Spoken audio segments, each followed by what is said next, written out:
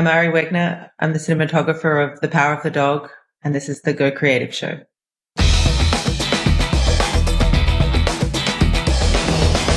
Hello and welcome to the Go Creative Show, a podcast for filmmakers. My name is Ben Consoli, and today we speak with Ari Wegner ACS, the director of photography of The Power of the Dog. Ari, welcome to the show. Thanks for having me. I am really excited to talk to you. We talked a little bit before we started rolling. I was giving you some hints as to the topics we'll cover, and just finished watching The Power of the Dog today, and it is so good, so beautiful. There's so much to discuss. It's going to be a fun one. So thank you again for being on. Before we get to it, though, I want to very quickly mention our sponsor for today, Filmmakers Academy. Master your craft at Filmmakers Academy. Visit gocreativeshow.com/Filmmakers Academy. And don't forget 10% off with code GOCREATIVE10. Of course, follow us on your favorite podcast apps, as well as Twitter, Instagram, Facebook, and YouTube. All things Go Creative Show at gocreativeshow.com. So thanks again, Ari, for coming on. Like I had mentioned at the top of the show, I just finished watching it this morning, and I mean, everybody loves it. It's doing so well. You're getting tons of praise, tons of acclaim, and for good reason. What attracted you to this project at the beginning? Well, that's an easy one. It's a pretty irresistible proposition. The opportunity to work with Jane, an incredible book, a beautiful screenplay, New Zealand, a long prep. There was really no strikes against this one. Is that something you look for? Is the prep time a determining factor for you? I think a short prep's a bit of a red flag. And as I'm sure you know, the film I think is really made in the prep. I heard someone say recently, which I will repeat, to say fix it in prep, and I really think that's really where most of the things get fixed, or where the big kind of problems can start if you haven't prepped something properly. Once the train's left the station, you're in a totally different mindset, and it's quite hard to go back to that considered, calm planning phase when you're just trying to finish a day and wrap on time. Yeah, I can imagine. I mean, I do commercial work for the most part, and even that, I mean, if it's not figured out in prep, and obviously you need to leave some room for just random things that happen on set, but I'm a big believer in prep, and as well as you, it's like you kind of know if there's not going to be a lot of prep for a project, you're not really setting yourself up for success, and it is a bit of a red flag. Like when a project comes to you and the prep is, prep doesn't really align with what you're being asked of, what are some of the things that you immediately become fearful of? Probably first of all is that the producers don't understand the value of prep, because it's one of the cheapest bits of filmmaking. It's some people in a room with an internet connection, or in a van with a camera, stills camera. It's I can't think of a better investment in your production than prep. And if that's where you believe you can save, it's probably a false economy. So it's for me, it's like a sign of other things that are maybe not aligned with how I think films are best made from a top-down perspective. And then I start to imagine or ask myself, how much meaningful time am I going to get with the director? Time where not just chatting in the back of a van, but sitting down for days on end with the script and in a calm way, thinking about our ideas and how we want to shoot it, and how long between those first conversations and some decisions that will need to be made about gear and schedule and crew and resources.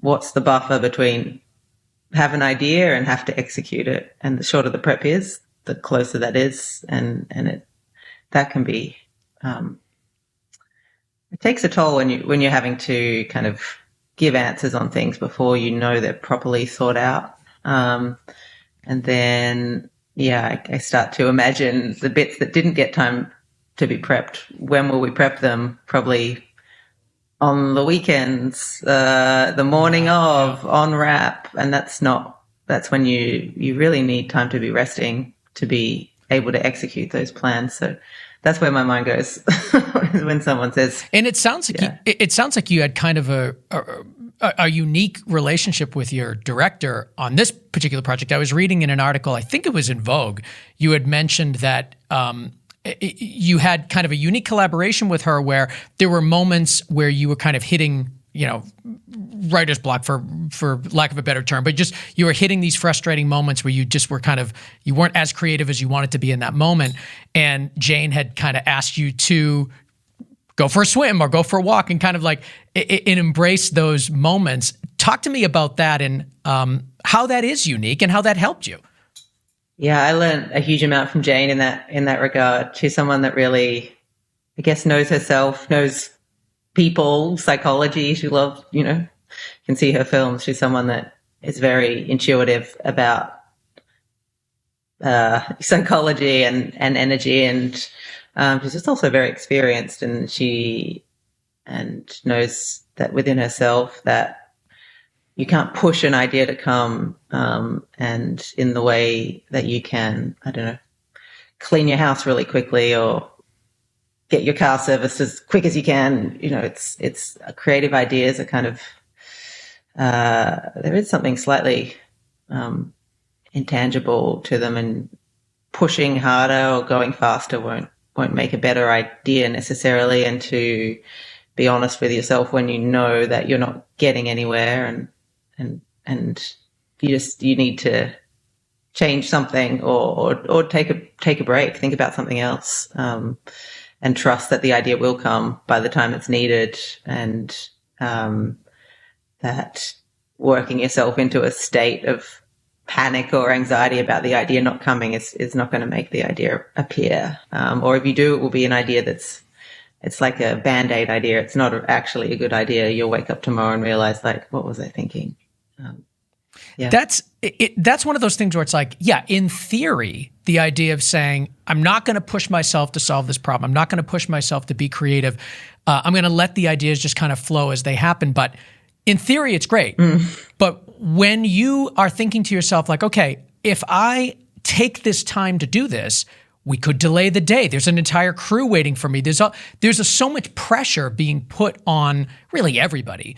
But there's pressure being put on you to come up with solutions to problems, come up with creative ideas as you go. And as much as you may want, in just the colloquial sense, as much as people may want to have that extra time, it doesn't necessarily happen. So, like, is there a trick? Is there something you learned on this set working with Jane that kind of allowed you those moments of pause?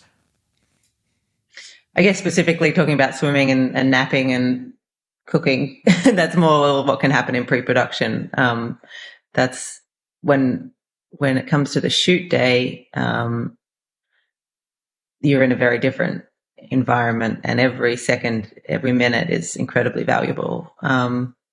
And for us, it was that if we'd done as much homework as we could and prepped scenes incredibly well, then that's a great safety net to arrive on the day, and you're not starting the day with a kind of anxiety of how are we even going to do this? You've got a plan A. And then if the plan A doesn't work, by the time you're on set, you're usually talking about a frame. So then you can start thinking about specifically what's not working. For Jane, it's usually an emotional reaction. Camera feels too distant, or something feels too cold, or it's too manipulative, or it's too pretty, it's too cliche, or too expected, or it doesn't have the right spirit to it. And then as a DP, you're kind of translating that into like, maybe we're on too wide of a lens, or we should keep the camera still, or and Jane also has great ideas and solutions as well. So I don't think there's a trick necessarily other than homework. There's no shortcut to the homework, but I think being in the homework allows you to arrive on set with a playful mindset, and knowing, because you have something to fall back on, and then then you can allow other ideas in that may arrive on the day, because you've kind of been through all the ideas that you could have come up with before you got there. And then you're excited to know what new ideas are going to come on the day. One of the themes in The Power of the Dog that really resonated with me is this theme of loneliness. And I think that you tackle it so many different ways, certainly with Rose and Phil, and all of the characters have certain elements of it. But I think that there's a lot in the lighting and there's a lot in the cinematography and framing that lead to this idea of loneliness and kind of explore loneliness for each of these characters. Can you talk to me about the way that you approach that in the film? Yeah, everyone is very lonely in this film. And there's, I think if you break it down one more level further, what makes everyone lonely is everyone kind of has like a secret that they can't talk about, is quite kind of insecurities or taboos that because of social stigma or the time or just not having the language, or in Phil's case, maybe it's just very dangerous to talk about the things that are troubling them but that cannot be spoken. So there's something very lonely about being alone with your problem.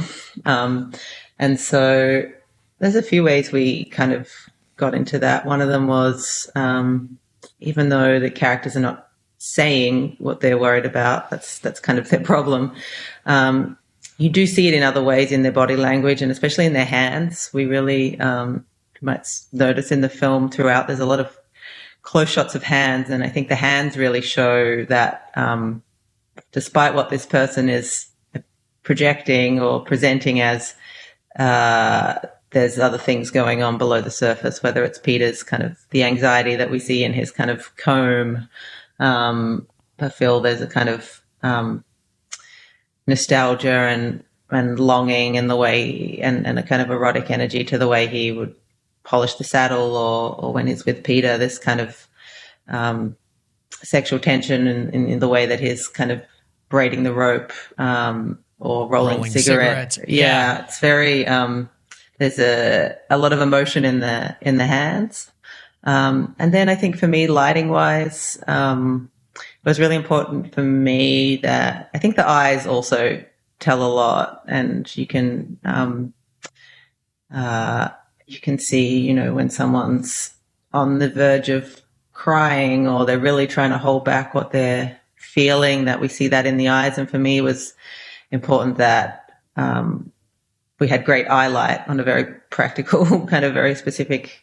One element was if you have eyelight, if you don't have eyelight, it can be difficult to either know where to look in the frame, or you just can't quite see that the eye is getting, there's tears forming, or there's real anger there, or there's anger plus kind of sadness at the same time. And to get that, to see the complexity of that performance, it's really necessary to see the eyes. But I also love dark photography. So my solution to that was the frames can be dark as long as we have eye light. I trust that we'll know where to, as a viewer, we know where to look, and that's the eyes. Is that the biggest concern for you, and just maybe cinematographers in general, as much as you can speak for them, is wanting to embrace darkness, but the fear that the audience may not know where to look? Is that one of the biggest concerns?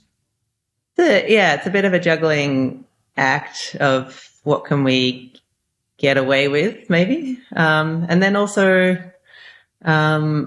understanding there's other elements that go into it. There's music, there's sound, there's the shots before.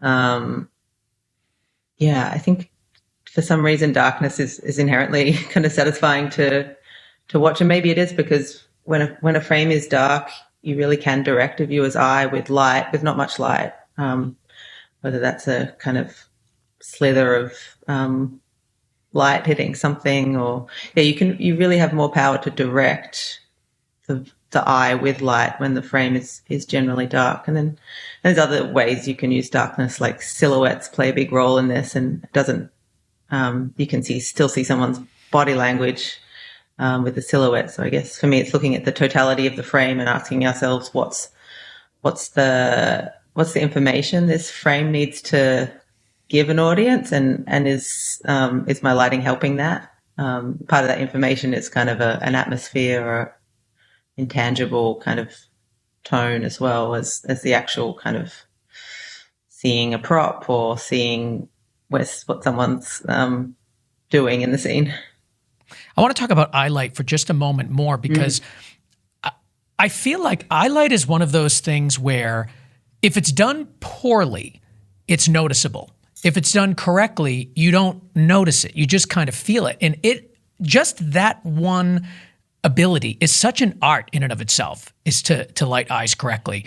And I'm glad you mentioned that, because it was something that I wanted to talk about, because so much of the performance is in the eyes, especially in this film.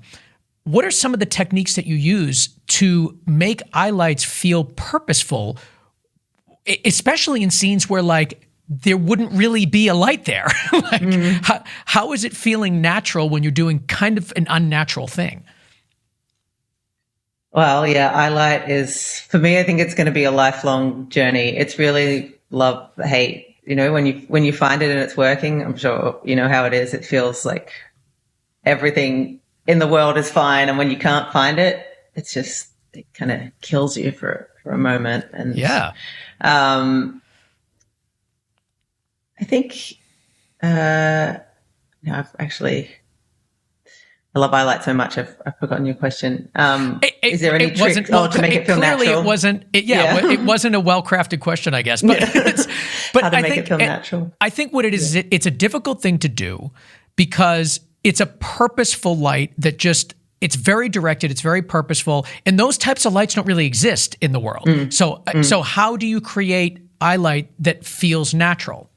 I guess I wouldn't always have a light that's just doing the eye light. Ideally, it's a key light or a fill light that's happens to work as an eye light, but as it happens, actors tend to move, so they don't always look straight into the light that you want them to.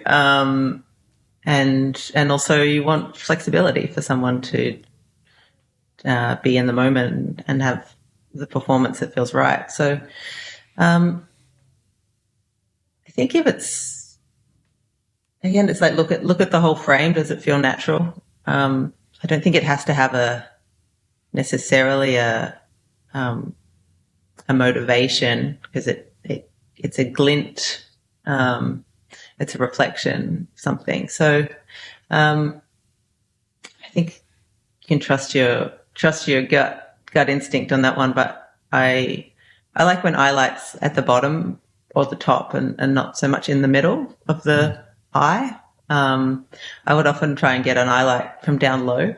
I like that effect. What do you tend to use? I mean, I know technologies change over time, but like for The Power of the Dog, what were you using for highlights? All kinds of things, depending on the situation. You know, ideally, it would be a window or something that's lighting the face as well. In another situation, if Phil's sitting at a table and the tablecloth's white, there's a fair chance that tablecloth could be something you could light up and get an eye light from that if it's not already lit. And something like that dinner party scene, we had a big top, kind of a high, big soft sauce over the top, which if it's down low enough will give an eye light. Or I would sometimes bring a frame in, like a diffusion frame in closer than the key to try and get it into the eye. And then, if all else fails, there's a lot of kind of various kinds of tube lights that LED tubes that you can just find somewhere, and they might just be sitting on the floor or somewhere. It's a really complex thing, the eye, because it's kind of like the slice of an orange. It's like it's that strange shape. It's a rounded shape, but it's also thin, and it changes throughout the scene because humans move around. So again, I think it's going to be a lifelong learning experience, eyelight. And I also just watch light constantly. I watch when I'm sitting across from someone in a cafe or in a car. You see what the eyelight is, and if someone can stand you getting right up in your face, if you look really, really closely in the eye, you can see what's doing it. It will actually show you. It's like a mirror. So also learning every day to see like what is giving you the highlight, and then take a photo and remind yourself what it was. Yeah. Are you just randomly walking up to people in coffee shops and looking into their eyes? Absolutely, yeah. Don't mind me. I just need to get the answer to this question. Yeah. Don't mind me. I'm a cinematographer. It's fine. It'll be fine.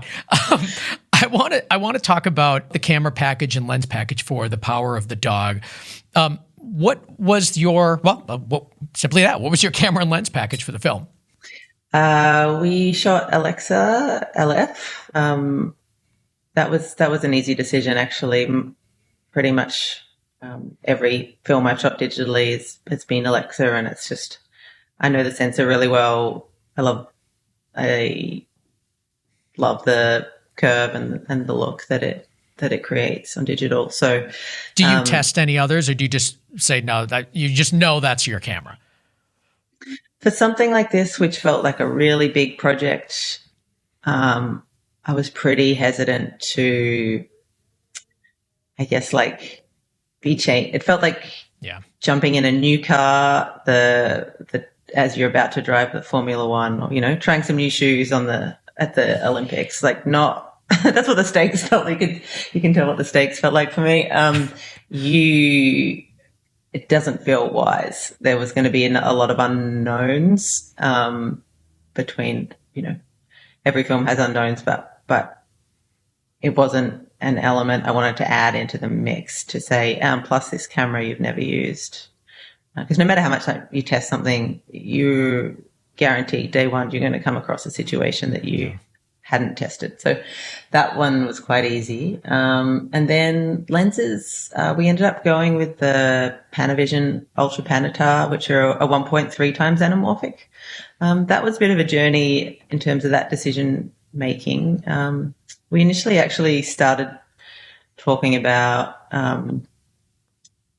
different aspect ratios, and for a long time we were planning to shoot 1.85. And then as we started boarding, we found that we very diligently printed off all our 1.85 storyboards ready to be filled in, and we just found ourselves drawing off the edges. And there just are a lot of elements in this film which lead themselves to a kind of long shape, whether that's the mountain range, the rope, a line of cattle, even like a big group of people at a dining table.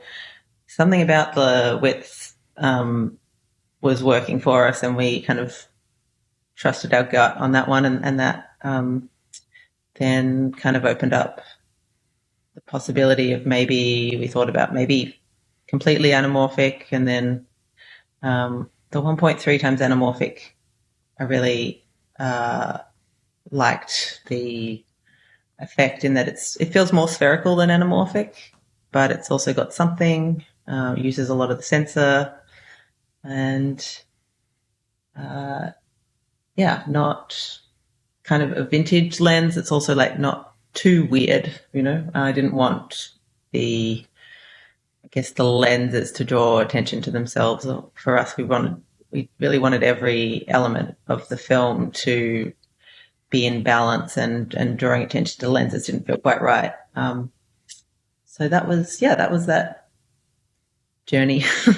Well, when you're thinking about this film, you know you're going to have these big, giant, wide vistas.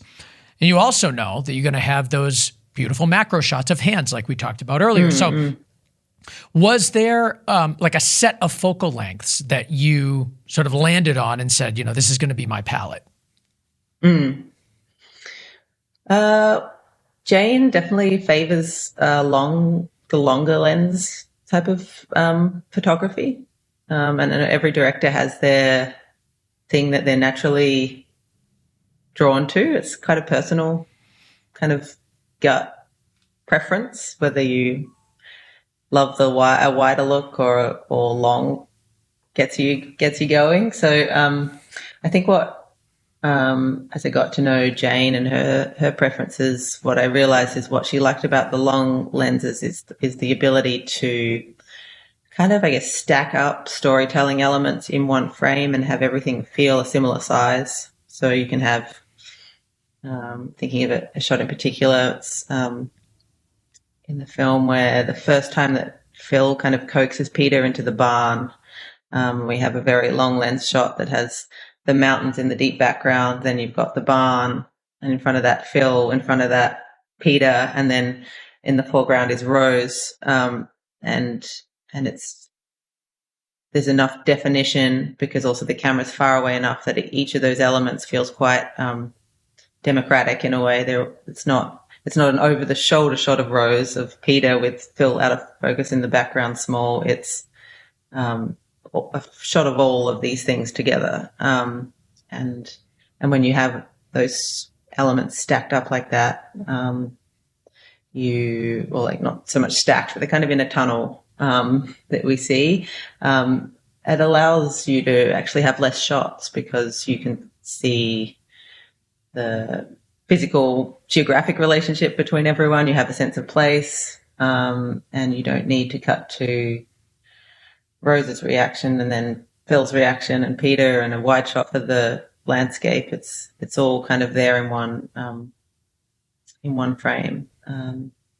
So yeah, we lived a lot on the 100 range. Was a 7500 was a pretty favorite. We also had a 90mm macro that we used a lot, which actually isn't part of that 1.3 times set. And a longer zoom, which I should know, but I've completely forgotten. Well, it was a while ago.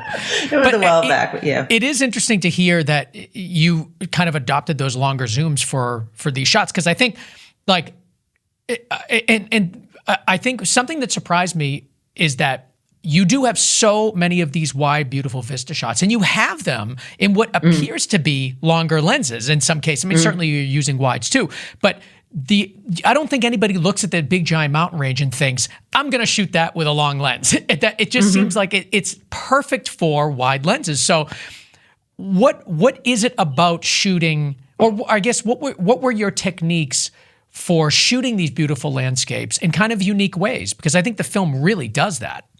I think that comes from its origin is Jane's preferences, her kind of gut personal preferences, but also because of the nature of that landscape, which is that it's so vast. You can take a camera back, you can get in a car and take it down the road, and you could shoot on as long a lens as you can find, and it still be a wide shot. You could even probably go to another mountain on the other side of the valley and still shoot it on a crazy long lens if you wanted, because there's nothing obstructing your line of sight. It's mountain range and I guess like plateau or flatness.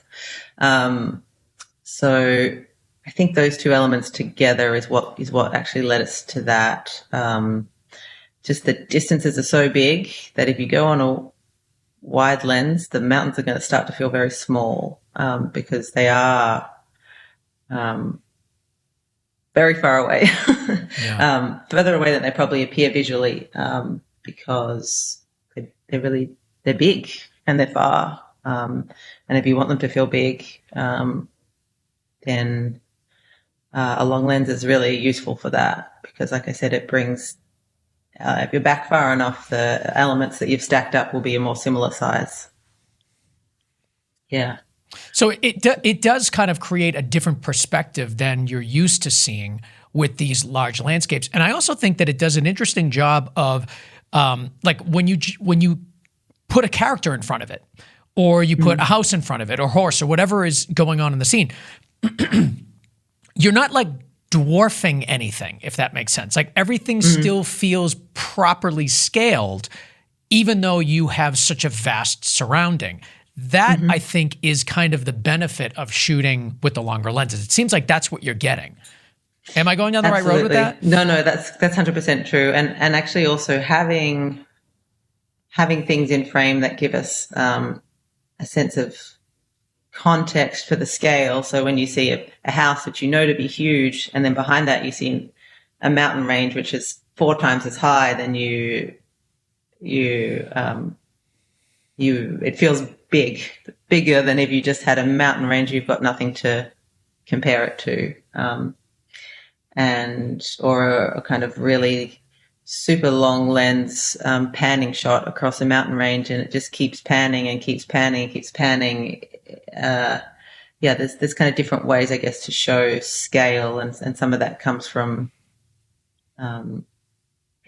context, having something we know the size of against something we don't know the size of, or we're learning the size of, which is mountain range. Yeah.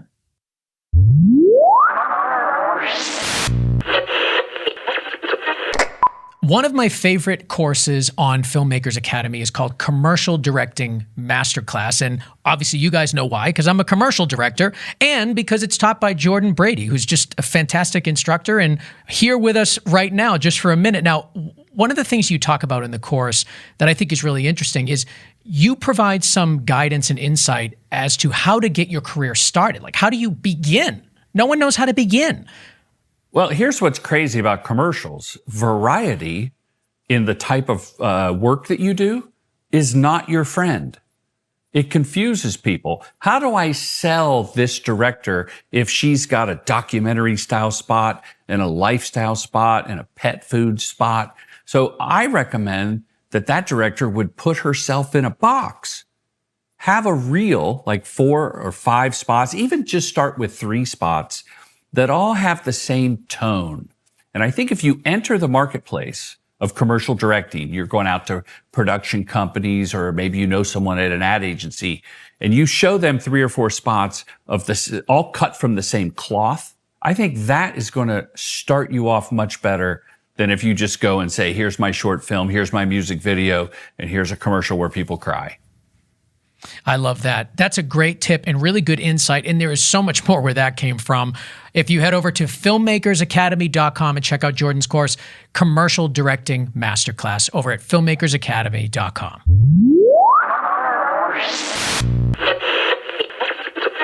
We got a question from JD on Instagram about, he's asking, did you have a contrast ratio in mind when you were filming this? That's a good question. I guess I've read articles about contrast ratio, and I know the concept, but is it probably something I would give a number before we shoot? But I'm obviously thinking of it, but maybe not as a number, about how, I guess for me, it's like how much fill there is, how filled in is the dark bits, yep. The dark side. And as well, I don't think it necessarily needs to be one number across a film. Chances are you probably can only achieve, like a really contrasty look in some situations, and then you will find yourself outside in a day exterior and you can't maintain that. It would look very strange. Yeah. Or might be, borderline impossible to achieve. So, I would say it's like a yes and no. I had an idea of, that I wanted the interiors and the nights to have, I guess, strong contrast, and for the faces, like the landscape in a way, to have, there's something so beautiful about the kind of beautiful imperfection. I find perfection not actually very beautiful. I find kind of imperfection really magical and glorious, and the landscape and the faces have a kind of similarity that would try and shoot the landscape kind of late in the day when there's long shadows and that you get to see all the contours. And I think about faces the same way. So you want to see the contours of great, beautiful faces, and you want to believe they're real people if they feel like they're kind of in a fashion shoot all the time, then for some reason we stop believing it. We know that's not what people look like day to day. Exactly. And then when you have those moments that kind of, those moments of perfection, I guess, if you will, within the film, it really stands out. I think there's a moment later in the film where Peter is like, he lands in the doorway of that barn, like just perfectly. He's kind of turned sideways a little bit. And it's that moment of like this, it feels posed and purposeful in a way, but the fact that it's so sparing within the film, you really notice it. And it feels organic because there's so few of those moments that everything just lands in perfectly. So I think you guys did a really, really good job of that. I want to talk about just the general look of the film. JD on Instagram also wants to know if you've had some Western films that you were referencing during creating the look, because yeah, it is a Western, but I think this is kind of it's sort of a redefinition of what a Western is. Not even just the look of it, but kind of like the masculinity of it. And just everything about this is a redefinition of our expectations of what a Western is, in a really beautiful way. So, thinking of all of those things, it has to culminate into a look. So talk to me about the look of The Power of the Dog. A tricky thing to kind of quantify, because it's so many elements. There's the things that are in the frame, like the locations and the actors and the costumes and the production design. Then there's the lighting, how you choose to light them or what time of day you choose to shoot those locations. Then there's the lenses, what length lenses you go on, and the relationship between where's the camera compared to the actors, compared to whatever's behind them. There's the camera movement. Then you can get into the grade and, make it go wild. Change it all. Really inclined that way. So yeah. Well, did you reference any Westerns when developing this? We actually didn't. In many ways, Power of the Dog has like the ingredients of a Western, of a ranch and cows and cowboys and a lot of the things you might associate with a Western on the surface. But in many ways, we weren't so interested in dealing with the kind of themes that a Westerns kind of do. For me, I'm going to be very condense it for the purposes of this. And I know Westerns are a whole complex genre, but oftentimes there's a kind of big showdown of physical violence that's leading up to like a head-to-head kind of two people who are disagreeing about something, and there's probably going to be a gun involved and someone's going to be the winner. And for us, the idea of that kind of guns and physical violence just wasn't terribly interesting to us. What was interesting was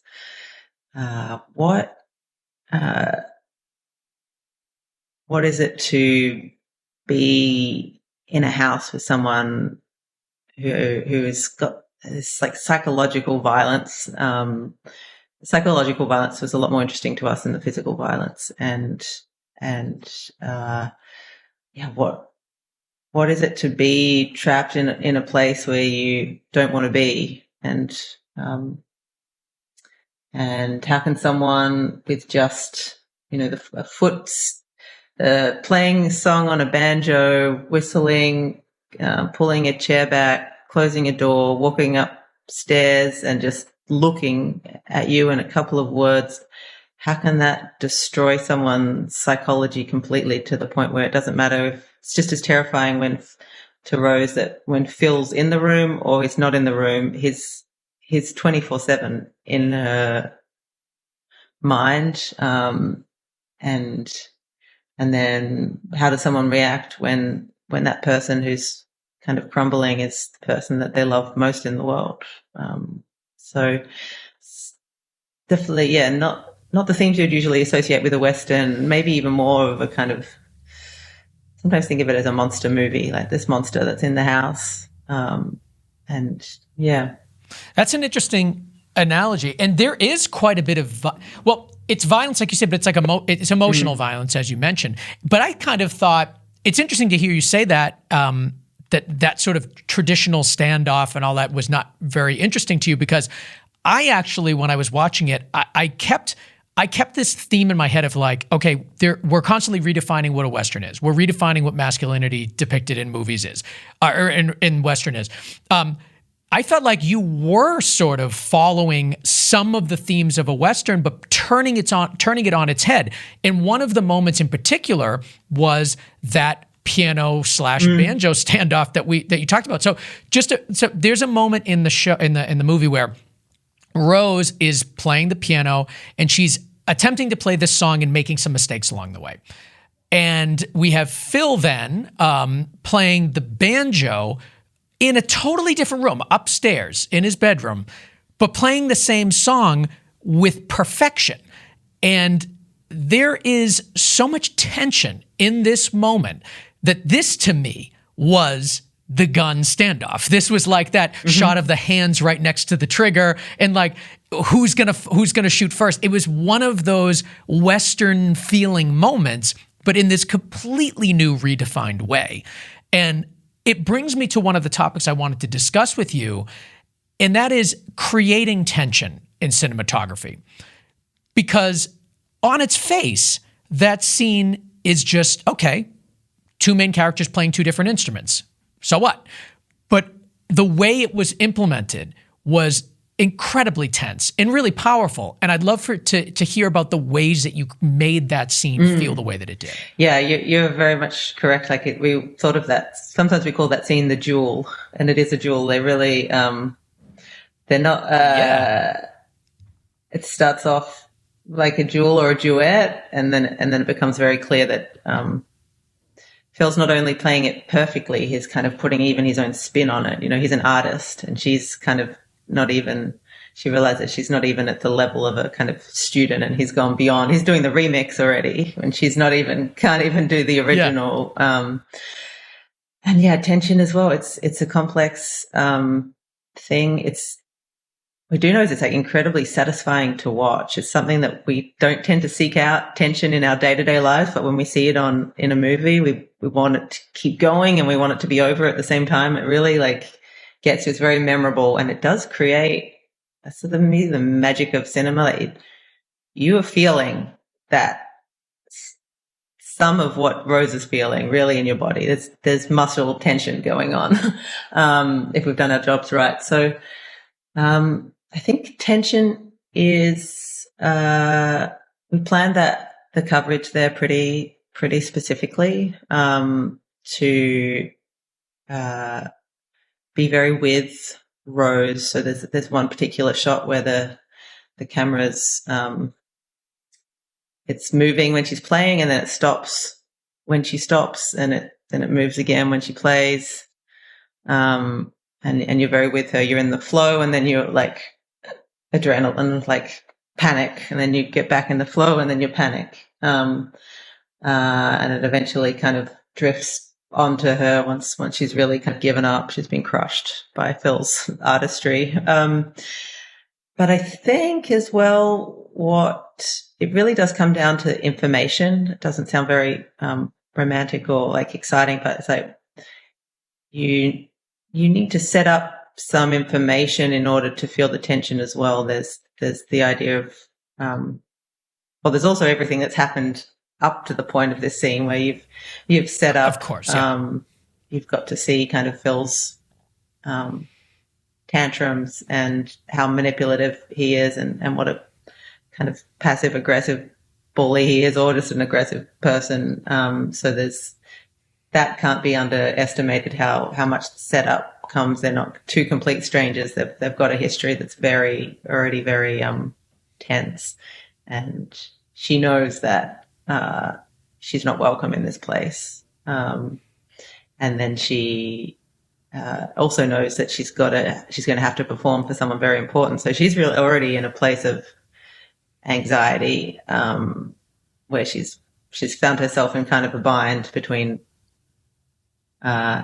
needing to fulfill two needs, that kind of to be discreet and keep to herself and not draw attention to herself, and eventually have to be the center of attention. So she's already, we go into this scene with all of that set up, and then there's the information that kind of slowly gets told to us is Rose is closed. We see her closing all these doors. And we get the idea she's doing her best to not draw attention to herself, but actually in part of the design of the whole house, which was really in many ways designed with this scene as its core important bit, some of the angles and all those doors, etc. And the eye line from the piano to fill the house. We started designing it really around this scene. So yeah, you see her closing all these doors, but also she can't. She's already in trouble because there is no space where she can be private. So we have that piece of information. She's trying to close the doors, and then we see her playing. We get some information that is she's good. She can kind of play, but she's not. She can't do this particular tune. And we see that she's lost. She's quite lost in what she's doing. She's making a note and keeping going, and she's almost forgotten for a moment about that tension. And then we see a door opening. We see a door that was previously closed is opened. I can't tell if it's before or after that. We see Phil, a kind of glimmer of Phil going upstairs. And the sound plays a huge part as well, because usually Phil's feet on the stairs are very loud, and in this case they're silent. She's missed it. She's missed that information, but we saw the information. And then then we see a shot of might be getting the order wrong, but these are kind of the elements. Then the shots of Phil are we've set up that he can see her, but she can't see him, and the shots of him are really almost what's in her imagination. They're the big boot and the fingers on the banjo, and then the shots of Phil in that scene are very tight and very low angle, looking right up. It's this accentuating the kind of him looking down and his kind of menace. It's like, I guess metaphorically he looks down on most people, but especially Rose, and he is really up and she's down. It's a very basic kind of power thing that we lent into heavily, but that up-down thing is also very, as humans, we're like tapped into that. It feels vulnerable to be the one that's down and the one that can't see. And so the shots of Phil are also in many ways Rose's, it's not her literal POV, but it's almost like her mind is imagining as well as it being actually what's happening. So, again, it's like, what's the information that the viewer's getting? And yeah. Well, yeah, I think that makes sense, because you are kind of telling the story with all of this coverage, and all of that information does play a role. Something else that I noticed in the framing to make Rose feel, kind of trapped in a way. I don't know if that's the right word, but anytime Phil is in a frame, he controls it. He completely consumes it. He's massive in the frame. So you're oftentimes shooting up, but a lot of times he's just a big presence in that frame, and he's kind of a sleight of frame guy. He's just kind of, he's sort of thin and sort of lanky in a way, but he completely consumes the frame. Rose, on the other hand, always seems to be really small in her locations. The house is huge that she's in. She's got a ton of headroom. It always feels like the world around her is imposing on her, except for when she's in her original home, in her bedroom and in the kitchen. But everywhere else, it seems like the world is kind of, she has tons of space around her that makes her feel small in the frame. And so I was noticing that there was quite a bit of playing with framing in this to support the overall themes of isolation, fearfulness, loneliness.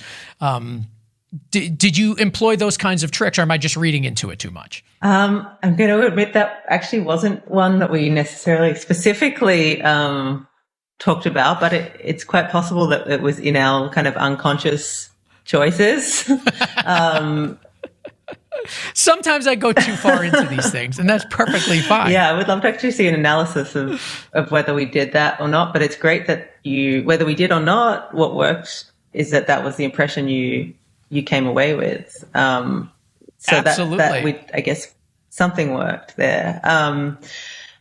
Yeah, Phil has a very he's kind of magnetic and charming, and also repulsive and complex and troubled and grieving, and there's so much going on with him. But the way he presents in the room,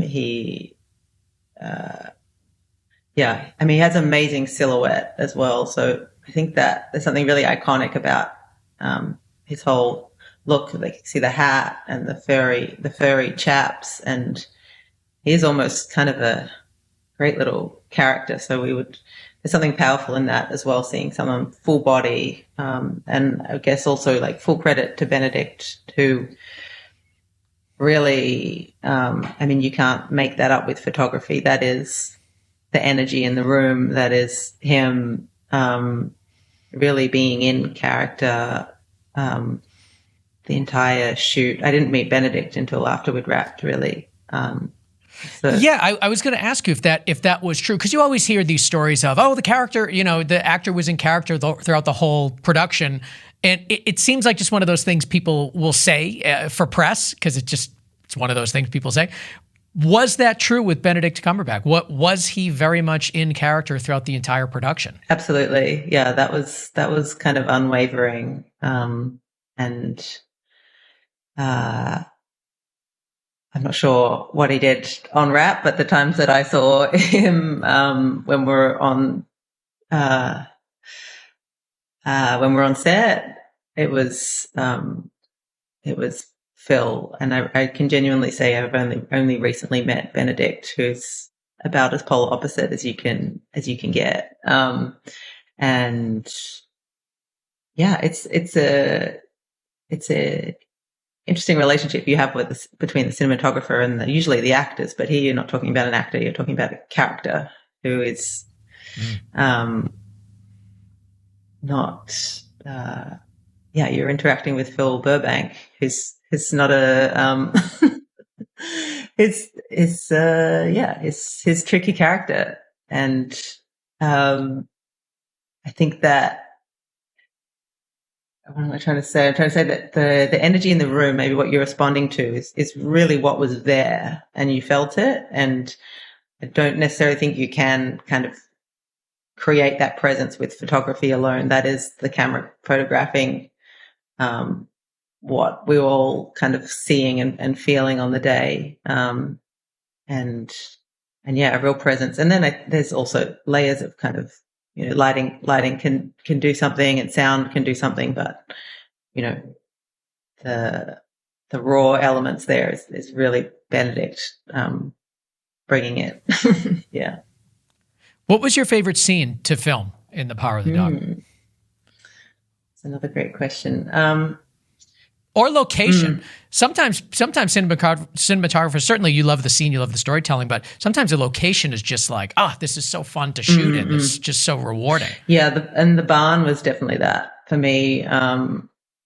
Maybe slightly unexpectedly, but the barn was just like an incredible place. You just wanted to hang out there, It was kind of a beautiful room with these gorgeous sight lines. To one side it was the hills, the other side it's the house, the other side it's the yard where the horses are, the other side was the cowboys' little kind of quarters were, and it's shady in the day and there's wind blowing through, and just for a cinematographer it's kind of a dream to have dark walls and then a big window, those or a big gap where the daylight comes in.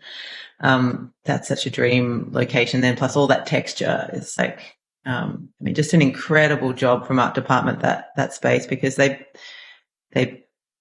probably completed it a couple of weeks or so before we're shooting in it. And before that it was literally an empty, there was nothing there, but to make something feel so lived in, and so like it's been there, it has history, that's incredible work from Grant Major and his team, to the attention to detail and the scenic work and the aging and the craftsmanship to create that. also in the middle of nowhere.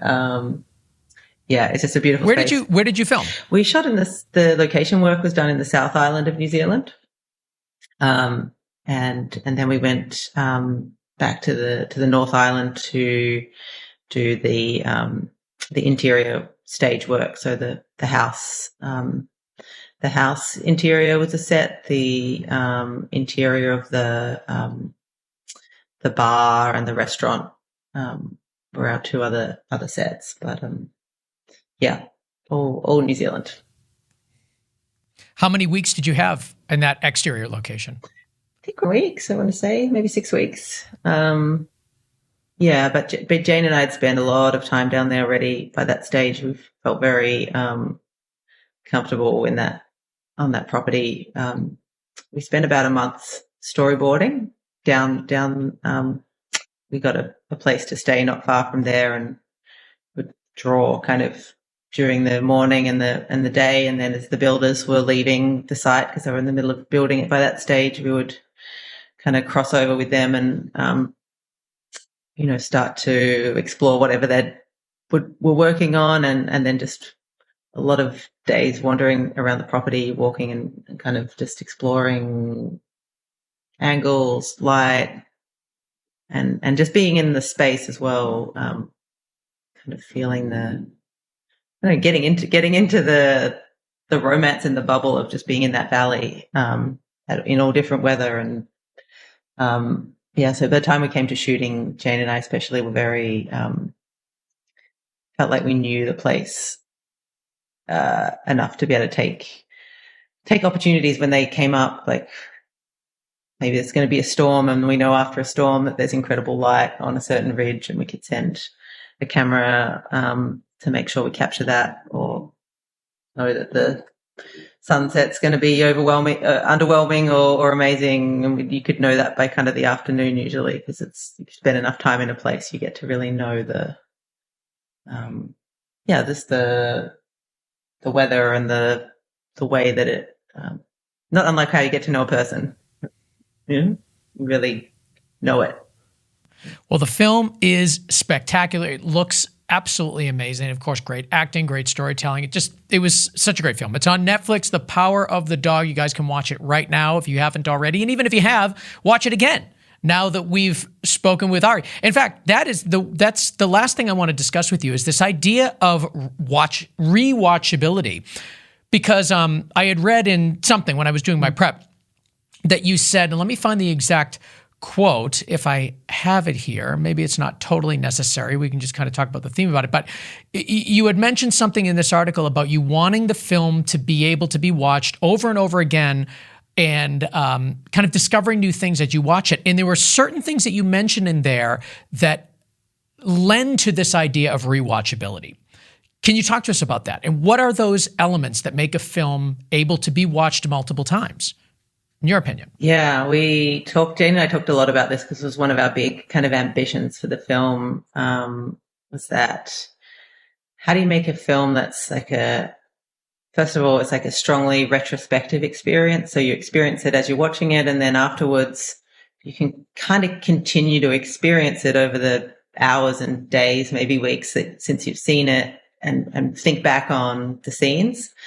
Gives you want to, your main urge after the film is to think about it. And then also what kind of film makes you want to watch it a second time? And for that second time to not just be the exact same flavor, but it's like the same meal, but a different flavor. It's the exact same thing you watched already, but your thoughts as you're watching it is completely different, knowing what you know, or appreciating things you miss. So for us, we were operating from a hope or a theory that if a film doesn't tell you specifically what to think or feel at every beat, that there's not one clear interpretation of a relationship, of a scene, of a moment, and you become quite a very active viewer. You're really watching, and you're making your own conclusions that those are the kind of films that don't have just one interpretation that make you go and want to watch it again and have a different interpretation this time. And also it is super satisfying, even in our real life, when we take a few bits of information, we jump to a conclusion about someone or anything, and then we're proven completely wrong. You see someone, you meet someone for the first time, or you cross paths with them, and then as you get to talking to them, if you're curious, you might find out something completely surprising that you didn't know at all. And there's something like really satisfying about that, about being wrong or surprised. But it's the most satisfying when we ourselves jump to that conclusion. Not that we were misled or tricked, but we joined the dots and we joined them kind of wrong. And retrospectively, like rejoining them is really satisfying. We like that. Changes everything. The other day I was in an Uber and I got chatting to the driver, and turns out he used to be a airline pilot somewhere in the Middle East or somewhere, and I was like, well, I did not see that. I'd taken some information from you in your car. I jumped to a conclusion, and that changes everything about what I just jumped to, and it's so satisfying to be like, wow, tell me about that. How did that tell me? You just get so like, it elicits this curiosity that kind of snowballs, and then your senses get really attuned to like picking up more information yourself, which is a very different feeling than if you had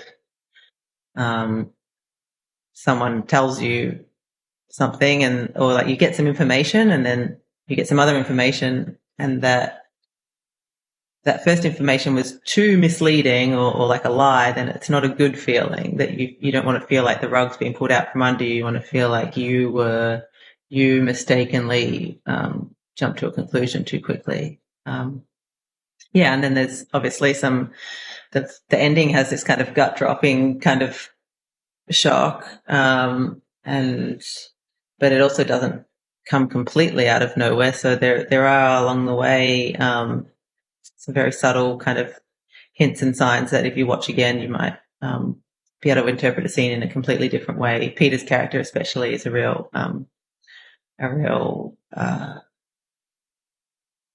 special one to watch again, because in many ways he's kind of a double agent and is a pretty secretive guy, but he also doesn't change at all. It's just our perception of him that changes as we're watching. I could talk about this for hours. It sounds like that was your goal, and I can tell you, goal has been achieved for sure. The movie is awesome. The Power of the Dog. It's on Netflix right now, so you guys can check it out. Ari Wegner, thank you so much for being on the show. We'll put a link to your Instagram in our show notes so everybody can check you out and all of your future projects. We'd love to have you back, so please let us know when you start promoting your next project. Absolutely. Thanks so much for having me.